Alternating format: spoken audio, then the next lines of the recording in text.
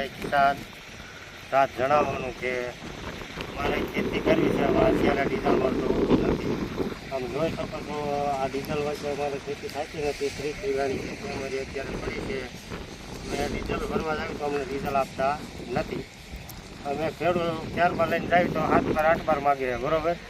હવે 7 બાર 8 બાર લઈને જાવી અને ભાજપ સરકારે બધાને લાઈનમાં ચડાવી દીધા છે. ઊભા રાખો. ભાજપનો એક પણ માણસ ક્યાંય લાઈનમાં ઊભો રહેતો નથી અને એને પૂરતું ડીઝલ મળી જાય છે. અને આમ જનતાને હેરાન કરવાની વાત છે. બધી રીતે આ ભાજપ સરકાર રહીને બધી રીતે હેરાન કરે છે. નાના માણસને ગમે ત્યાં લાઈનમાં ઊભું રહે છે. બેંકમાં જાય તો લાઈનમાં ઊભું રહેવું પડે, દવા લેવા જાય તો લાઈનમાં ઊભું રહેવું પડે, ખાતર લેવા જાય તો લાઈનમાં ઊભું રહેવું પડે છે. યુપી લેવા જાવીને ખાતર તો અત્યારે 2250 રૂપિયા ભાવ. જ્યારે મનમોહનસિંહની સરકાર હતી ત્યારે 600 રૂપિયાની થેલી મળતી હતી. એની આજ 2250 રૂપિયા પુગાડી દીધું છે. આ નરેન્દ્રભાઈ મોદીની સરકારે ને અત્યારે ખેડૂતોને લૂંટવાનો ધંધો ચાલુ કર્યો છે.